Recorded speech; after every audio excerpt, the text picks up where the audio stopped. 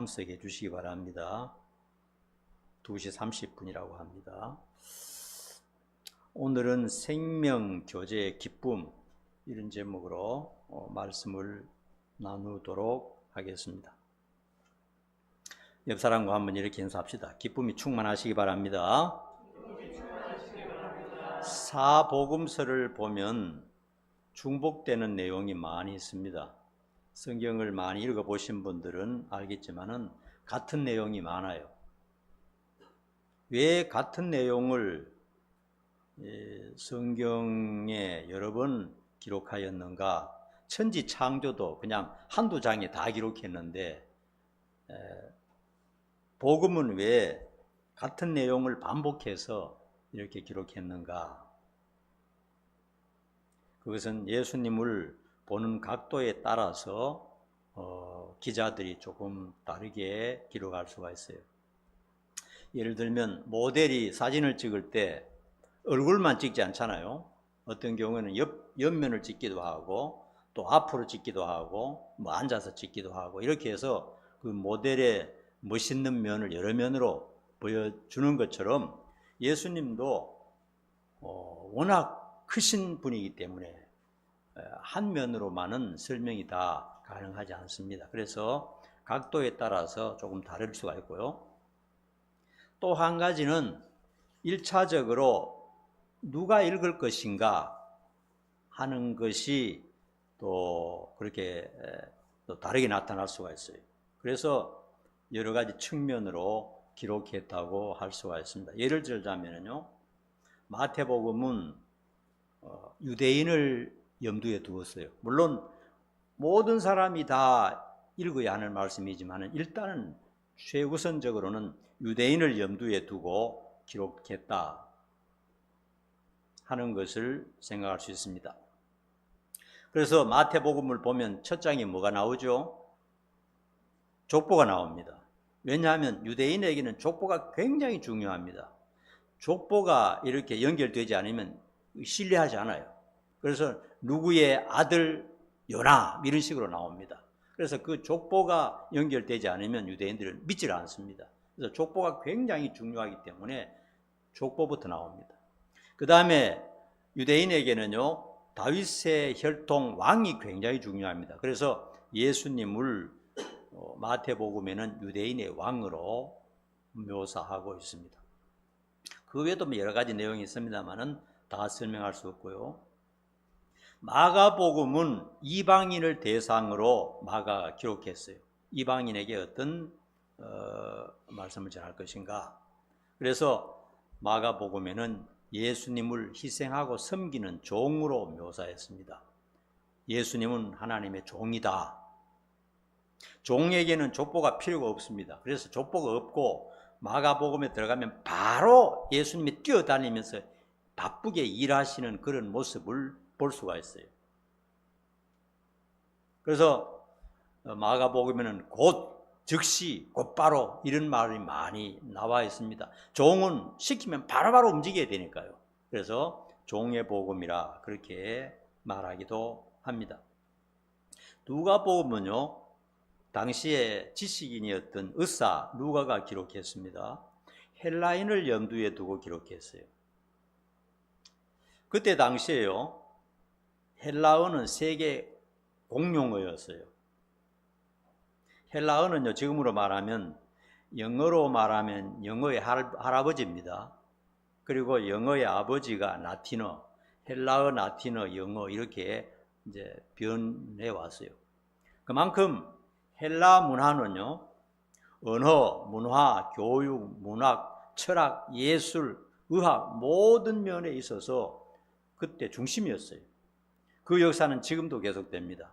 특별히 병원 같은 데 가보면요, 그 의사들이 하는 말이요, 거기에 헬라어, 라틴어가 많아요. 그때부터 계속 내려오는 전통입니다. 그래서 굉장히 유식하죠.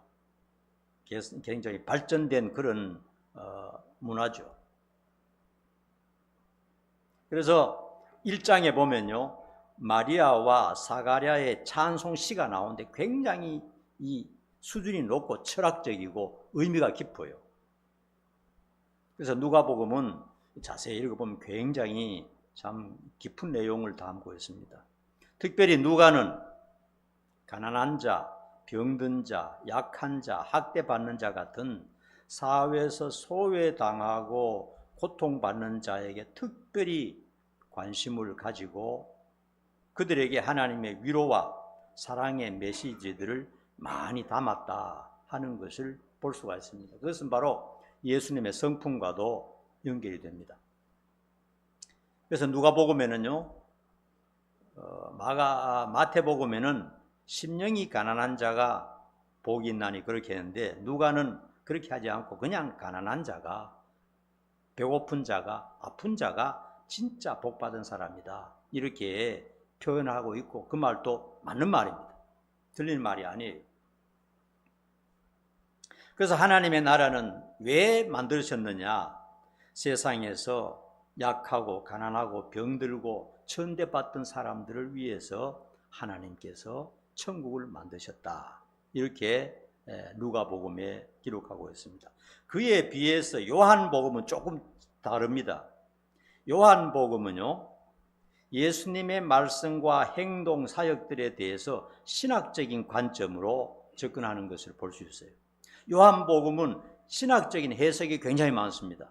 팩트만 있는 것이 아니고 팩트에다가 신학을 붙이는 것을 볼 수가 있어요. 그러므로 굉장히 신학적인 요소가 많다고 할 수 있습니다. 사도 요한은 요한복음을 비롯해서 요한 1서, 2서, 3서, 그리고 또 한 가지 뭡니까? 요한계시록까지 성경을 기록했습니다. 다른 사도들은 다 순교했습니다. 그런데 요한 사도는요, 100살 가까이까지 순교하지 않고 끝까지 살아남았습니다. 요한은 죽이려고 해도 죽일 수가 없었어요.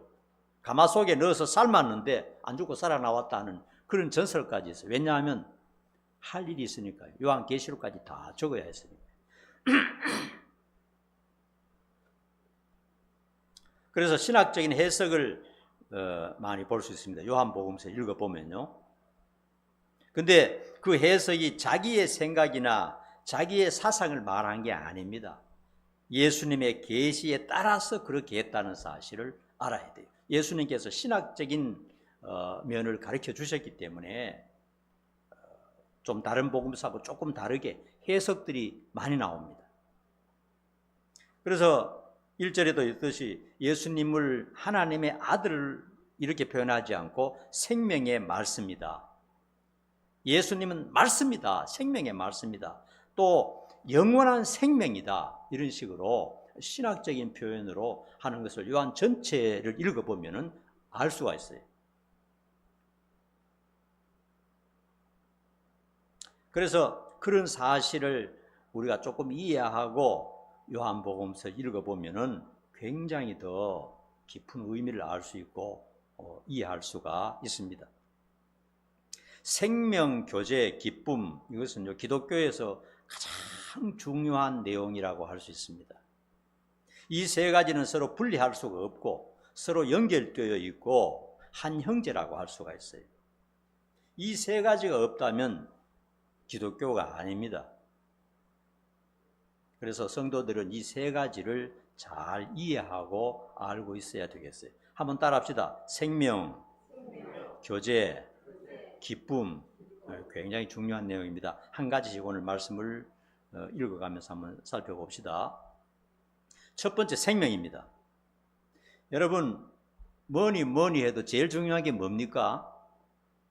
제일 중요한 게 뭐예요? 생명이잖아요. 생명을 살릴 수 있다면 뭐든지 다 해야 되죠.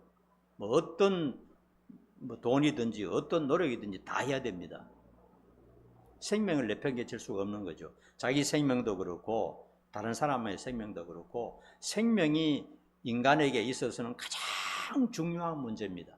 생명이 위협받고 생명이 없어진다면 뭐가 중요하겠습니까? 온천한 마음을 다 얻는다 할지라도 내 생명이 끝나면 아무것도 아닌 것입니다. 예수님도 분명히 그렇게 말씀하셨어요. 그래서 생명이 가장 중요한 문제다 하는 것입니다. 우리 1절, 2절 한번 읽어봅시다. 1절, 2절 자, 같이 읽어봅니다. 시작. 태초부터 있는 생명의 말씀에 관하여는 우리가 들은 바요 눈으로 본 바요 자세히 보고 우리의 손으로 만진 바라. 이 생명이 나타나신 바 된지라. 이 영원한 생명을 우리가 보았고 증언하여 너희에게 전하노니 이는 아버지와 함께 계시다가 우리에게 나타내신 바 된 이시니라. 자, 여기에 생명의 말씀, 영원한 생명의 생명 우리가 보고 만졌고 자세히 들었고 뭐 이렇게 말하고 있습니다. 누구를 가리키는 말입니까? 이게 예수님을 가리키는 말입니다. 신학적인 해석으로 이렇게 하는 겁니다. 예수님은 그냥 단순한 사람이 아니에요. 단순한 하나님의 아들이 아니고 예수님은 생명이다. 그 자체가 생명이고 어떤 생명이냐? 영원한 생명이다. 이렇게 말씀하고 있습니다. 예수님이 그 생명이시고 예수 믿는 자 역시 생명으로 충만하다 하는 것입니다. 여러분 뉴스 들어보면 항상 죽음의 소식밖에 없어요. 이쪽 저쪽에서 죽어간다, 죽었다 이런 소식밖에 없습니다. 죽은 자가 살아났다 하는 소식은 들어보지를 못했어요. 생명이 이 세상에는 생명이 없고요. 죽음이 가득한 세상입니다. 항상 죽음이 가득해요. 생명의 반대는 죽음인데 누구나 다 아는 사실이죠. 그런데 좀 더 깊은 의미가 있습니다. 단순히 숨을 쉬고 잠시 사는 것을 여기에서 말하고 있지 않습니다. 여기에서 말하는 생명은 뭐냐? 영생이고 천국이고 하나님의 자녀고 구원이라는 내용이 전부 포함되는 그런 생명을 말하는 것입니다. 여기에 생명이라고 하는 말씀은 잠깐 우리가 숨쉬고 사는 것을 말하는 게 아닙니다. 영원히 천국에서 하나님과 함께 그리고 또 다른 성도들과 함께 영원히 함께 사는 것을 말하는 거예요. 여러분 살다가요 어느 순간 죽어버리면 더 이상 생명이 아닙니다. 죽음이죠. 뭐 100살을 살든지 500살을 살든지 살다가 죽어버리면 끝나는 겁니다. 죽음입니다. 근데 여기에 말씀하시는 생명은 무슨 생명이죠? 영원한 생명이라고 말씀했습니다. 영원한 생명. 그래서 예수를 믿는 사람들은요 이러한 영생의 진리가 이미 시작이 된 겁니다. 그걸 믿으십니까? 여러분 저와 여러분은 영원한 생명이 지금 시작된 거예요. 예수 믿음으로부터 예수와 함께 있는 동안은 시작이 된 겁니다. 다음에 죽은 후에 뭐가 어떻게 되겠지가 아닙니다. 지금 벌써 영원한 생명이 지금 나에게 움직이고 있다는 사실을 믿어야 됩니다. 믿으십니까? 꼭 잊어버리지 말고 믿어야 됩니다. 그래야 어떤 상황이나 어떤 낙심될 만한 일이 있어도 좌절하지 않아요. 왜냐하면 내 생명은 계속 연결되어 있는 겁니다. 예수를 믿지 않은 사람들은 절대로 이해하지 못할 내용입니다. 말도 안 되는 소리죠. 한번 죽으면 끝나는 거지 무슨 생명이 영원하단 말이가. 그런데 우리가 믿는 성경은 영원한 생명을 말하는 겁니다. 그래서 물론 한번 이 세상에서 죽죠. 근데 이 죽음에 대해서 신자와 불신자가 해석이 좀 다릅니다. 신자들은 부활을 믿어요. 죽어봐야 다시 사는 겁니다. 수술하고 다시 일어나는 것처럼 다시 사는 것이고 그리고 다시는 죽음이 없는 세계로 빨려 들어가는 것입니다. 여러분 믿으시죠? 이게 우리가 믿는 겁니다. 이게 기독교의 핵심이에요. 이거 안 믿는다 그건 기독교인이 아닙니다. 그는. 그러면 불신자는 뭐냐? 부활을 믿지 않는다는 거예요. 요 차이입니다. 요 차이. 여기에서 영원한 생명이 갈라지는 것입니다. 기독교인이라고 하는 것이 무엇인가? 주일날 교회 다니고 그저 성경 읽는 정도가 아닙니다. 하나님의 자녀로서 영생한다는 확신을 가지고 오늘을 살고 있는 사람입니다. 어느 날 참 살다가 늙어 병들어 비참하게 죽겠지 이게 아니에요. 한번 따라합시다. 나는 영원히 산다. 죽음을 두려워하지 말고 이겨내야 됩니다. 죽어봐야 다시 아름다운 모습으로 예수님의 모습으로 다시 부활해서 영생을 하니까요. 이 진리를 오늘 본문 말씀에서 분명히 가르쳐주고 있고요. 그리고 이 요한복음 전체에서 이런 내용을 다루고 있어요. 구원에 대해서 좀 희미해지거나 삶의 의미를 못 느끼면요, 요한복음을 한번 찬찬히 읽어보시기 바랍니다. 그 사실을 꼭 믿으셔야 됩니다.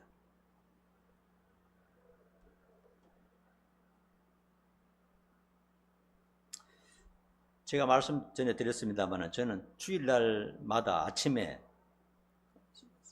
새벽부터 로마서를 한 번씩 읽어요. 로마서를 어떤 때는 깊이 읽다 보면 다 읽지 못하고 한 7장, 8장까지 밖에 못 가요. 한두 시간 읽어도. 어떤 때는 16장까지 가는데 7장, 8장까지 밖에 못 읽어요. 일주일에 한 번 읽는데도 읽을 때마다 신비하고 읽을 때마다 참 이런 큰 복을 받았나 하는 너무나 감동이고 너무나 감사해요.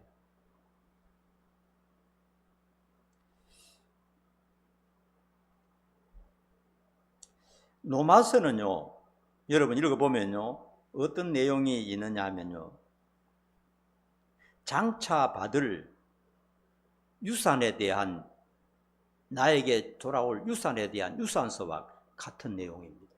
한번 여러분 자세히 그런 심령을 한번 읽어보세요. 재벌들은요, 이렇게 한답니다. 재벌들은 수억을, 수조를 가진 재벌들은 자녀들이 많으면 유산 상속을 미리 다 이렇게 변호사를 통해서 해놓는다 그래요. 정확하게는 잘 모르겠는데 아마 그렇게 하는 게 좋을 것 같아요. 늙고 또 이렇게 치매가 오면 잘 못하잖아요. 그러니까 조금 한 60이나 70 정도 이렇게 건강할 때 믿을 만한 변호사를 통해서 첫째 아들, 둘째 아들, 딸 그리고 손자들에게는 뭘 줄 것인가 이렇게 다 정리를 해놓는다 그래요.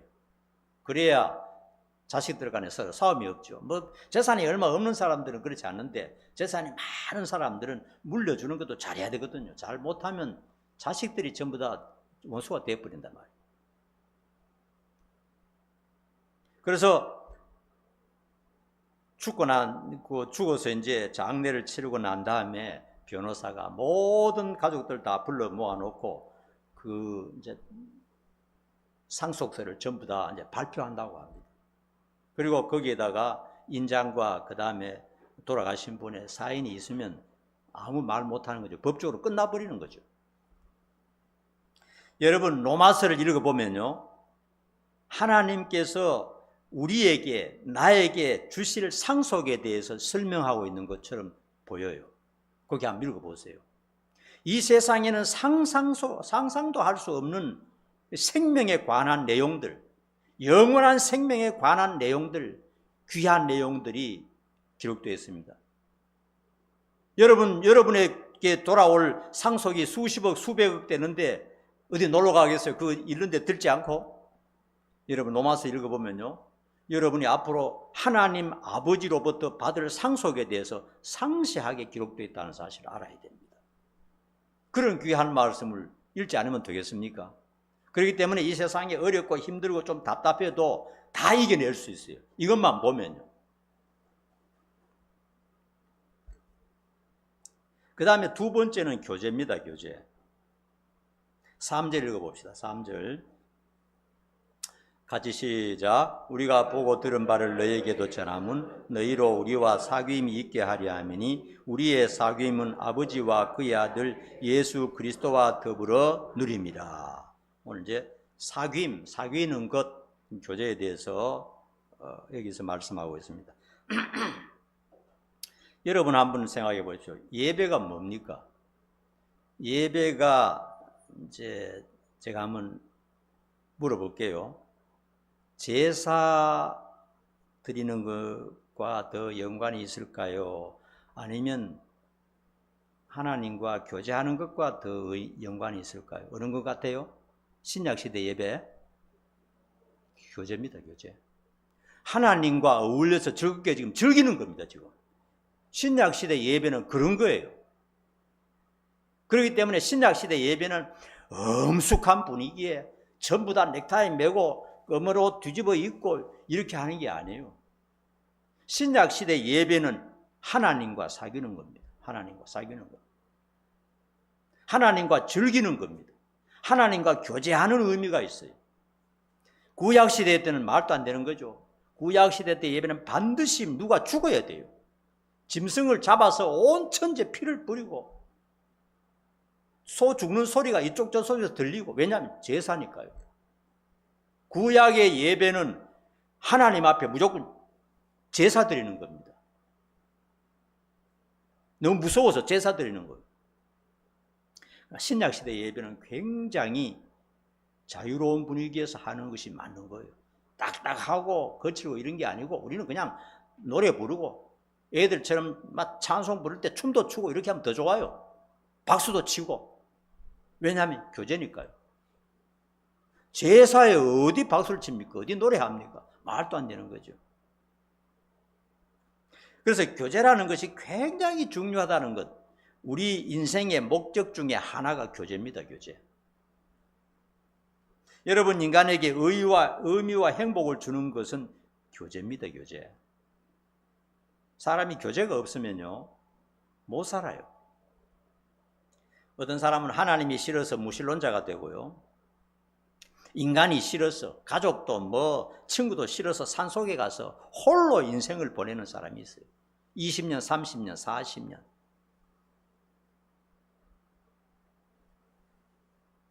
사람들은 진정한 이 인간의 의미와 가치를 모르고 그렇게 홀로 외롭게 사는데 언젠가는 엄청난 외로움을 느끼면서 죽어갈 것입니다. 지금은 자연 속에서 혼자 사니까 좋아요. 그런데 언젠간 늙고 병들고 죽음이 찾아오잖아요. 그때 엄청난 외로움을 느끼게 되는 겁니다. 부부간에도 서로 화목할 때 즐거워요. 부부간에 이 화목이 잘 안 되고 또 교제가 잘 안 되면 굉장히 불편합니다. 불편하고, 부부간에는요, 이게 불편하면 보기도 싫어요. 부부라는 그래요. 삶의 의미가 없어집니다. 부모 자식 간에도 그렇고요, 형제와 친구 간에도 서로 좋은 교제를 나누고 관계를 가질 때 즐거운 것입니다. 사람들과 이렇게 어울릴 때 즐겁죠. 혼자 멍하니 가만히 있으면 뭐가 즐겁습니까? 서로 즐겁게 지낼 때, 서로 칭찬하고 서로 격려하고 서로 좋은 얘기 나눌 때 사람은 즐거워요.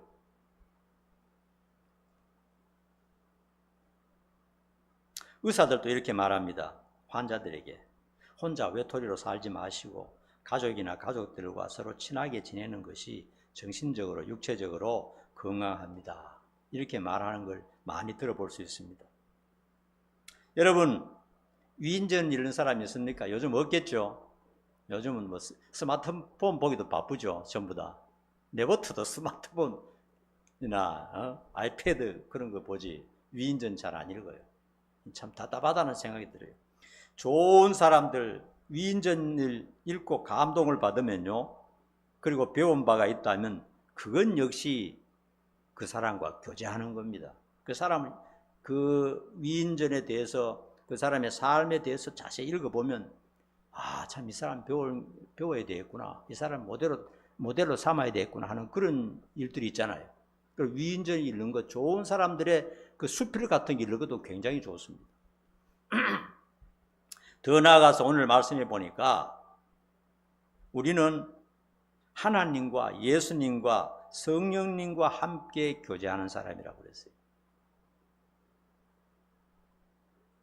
하나님과 사귀는 사람이에요.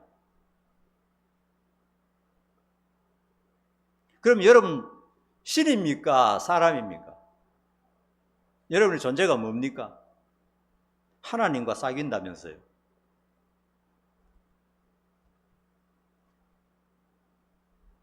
오늘 본문 말씀에 보니까 우리의 사귐은 하나님과 예수님과 함께한다. 물론 성령님이 그 간에서 가교 역할을 해야 되겠죠.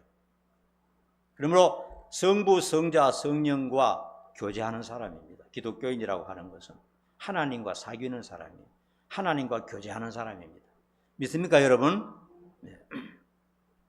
그러므로 이렇게 하는 게 좋아요. 자꾸 잊어먹으니까요. 세상 일이 바빠서 잊어먹으니까 매일 적절한 시간을 정해놓고 진실하게 성경을 읽고 또 묵상하고 기도하고 회개도 하는 게 좋습니다. 그러면 하나님과 진지하게 데이트하고 교제하는 것이 됩니다. 하나님은 그것을 위해서 인간을 창조하셨고 구원하셨어요. 기독교인에게 있어서 하나님과의 사귐이 없다. 그냥 대충 교회 다니다가 다음에 죽으면 천국 가야지. 이런 생각만 하고 날마다 하나님과 교제가 없이 산다면 진정한 기쁨과 행복을 찾을 길이 없을 것입니다. 하나님의 자녀들은 세상 사람들과 이 마인드가 다릅니다. 그렇죠? 하나님의 자녀들은 영원히 사는 것을 비전으로 가지고 있어요. 나는 영원히 산다. 하나님 나라에 가서 하나님의 유산을 받아서 천사보다 더 아름다운 이름을 가지고 영원히 산다. 이 꿈을 가지고 있잖아요. 그러니까 생각이 완전히 다릅니다. 하나님을 믿지 않는 사람들의 생각과는 완전히 차원이 달라요. 이 세상 사람들은 그런 죽음 후에 대한 꿈이 없기 때문에 이 세상에서 쾌락과 기쁨과 물질에 대한 여기에만 집중을 하고 있는 거죠. 하나님의 자녀들은 그게 아니잖아요. 그렇기 때문에 단순히 이 세상 부귀 영화만으로는 하나님의 자녀들이 절대로 만족 못합니다. 만족이 안 돼요. 아무리 많이 가져봐야, 아무리 높은 자리에 올라가 봐야 행복이 채워지지가 않는 겁니다. 왜냐하면 우리는 벌써 이미 영원한 세상을 보았고 하나님을 알고 있기 때문에 이 세상의 것만으로는 절대로 채워지지가 않아요. 우리의 텅 빈 마음이 채워지지가 않습니다. 그렇기 때문에 우리가 기쁨을 유지하려면은 날마다 시간 내어서 하나님과 단둘이 교제하는 시간을 반드시 가져야 됩니다. 성경에도 그것을 분명히 말씀하고 있습니다. 이거 빼버리고 그냥 세상에 의미 없는 사람처럼 그냥 세상에서만 이렇게 세상적으로만 산다면은 늘 허전하고 외롭고 슬플 수밖에 없는 것입니다. 하나님과 늘 교제하는 여러분 되시기 바랍니다. 그 다음에 세 번째로는 기쁨입니다. 4절 말씀 읽습니다. 시작. 우리가 이것을 쓰면 우리의 기쁨이 충만하게 하려 함이라. 이 책의 목적은 기쁨과 행복이라는 겁니다. 요한복음을 비롯해서 요한에 관한 책을 읽어보면요, 기쁨이 넘칩니다. 희망이 막 솟아납니다. 나는 부족해서 참 볼 것이 없지만은 이 세상인 돌아가는 꼴이나 내 자신이 행동했는 거 보면 절망하고 낙심할 수밖에 없죠. 이래가지고 되겠나? 이래서 어떻게 하나님 인정을 받겠나? 어떻게 천국에 가겠나? 말도 안 된다. 이런 생각밖에 안 들죠. 이 세상 보면 답답하고 전쟁 일어나고 사람이 고통받는 거 보면 화닥질 나고. 그런데 이 하나님의 말씀을 읽어보면 전부 다 이해가 되고요, 기쁨이 있고 행복이 넘치는 것입니다. 여러분, 기쁨은 지극히 개인적으로 사람마다 다 시각차가 있어요. 기쁨은 지난번에 말씀드렸듯이 헬런 켈러는 다른 사람이 보기에는 세상에서 가장 불행한 사람이었지만은 자기 자신은 고백하기를 나는 행복하지 않는 날이 하루도 없었다 그랬어요. 왜냐하면 하나님이 주시는 기쁨이 있었던 것 같아요. 남이 알지 못하는. 하나님을 너무나 사랑했기 때문에 하나님이 그 마음속에 다른 사람이 이해할 수 없는 기쁨이 솟아나도록 해주셨던 것 같아요. 우리도 그런 게 있어야 됩니다. 기쁨을 만들어내려고 하면 안 되죠. 속에서 성령님이 주시는 그런 기쁨이 있어야 되거든요. 하나님과 교제할 때 주시는 것입니다. 반면에 나폴레옹은 뭐라 그랬죠? 유럽을 지배한 황제가 되었지만은 온 세상을 다 가졌지만은 나는 일생에 행복한 날은 일주일도 안 된다 그랬죠. 그러므로 세상의 어떤 것을 가지고, 물질적인 것 가지고 기쁘다, 슬프다, 행복하다, 불행하다, 그걸 말할 수가 없는 겁니다. 기쁨과 행복은 개인적인 겁니다. 개인적인 것. 어떤 사람은요, 좋은 환경에서 자라고 지금 현재 좋은 환경에서 누가 봐도 좋은 환경인데 불평과 불만으로 가득 차 있어요. 자기 신세를 한탄하면서 불평하고 있어요. 그러나 어떤 사람은 열악한 환경 속에서 너무나 불행하게 태어났는데, 그리고 지금 사는 것도 너무나 불행한데도 불구하고 기쁨을 잃지 않고 있어요. 그러므로 기쁨이라고 하는 것은 사람의 마음에 있는 것이고, 누가 기뻐하라고 한다고 명령하라고 되는 것은 아니에요.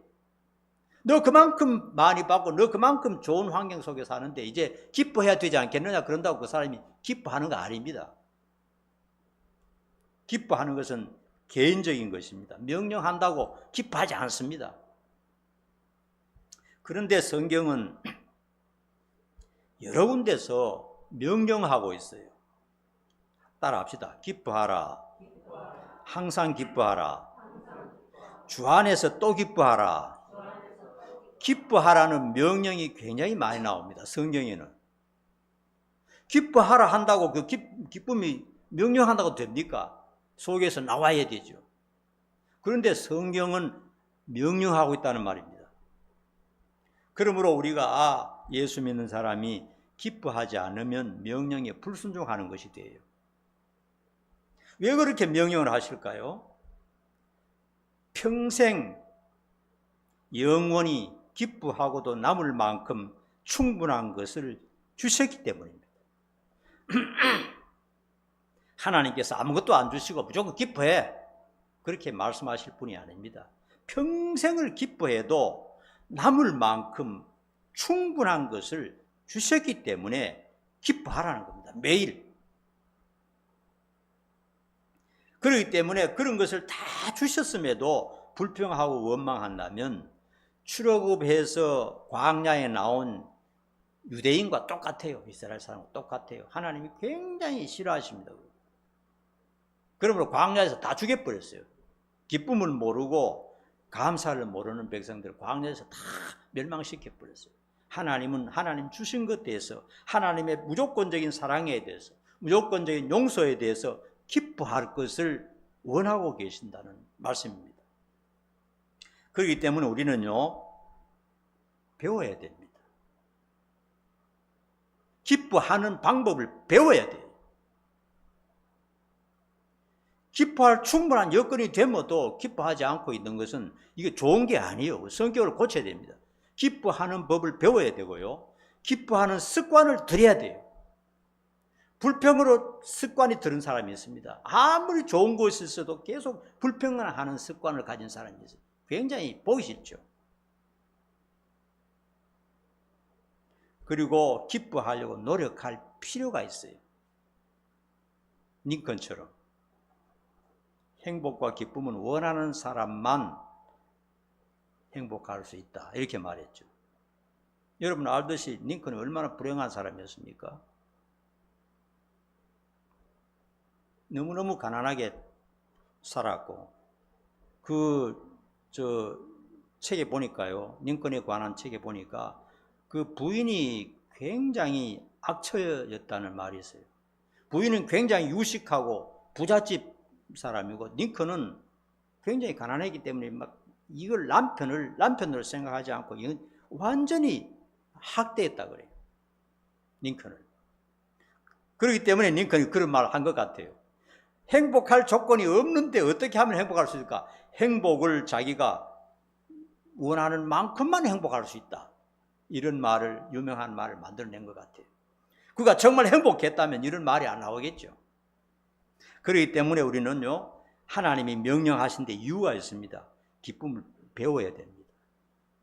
습관을 들여야 되고요, 기뻐하려고 노력할 필요가 있습니다.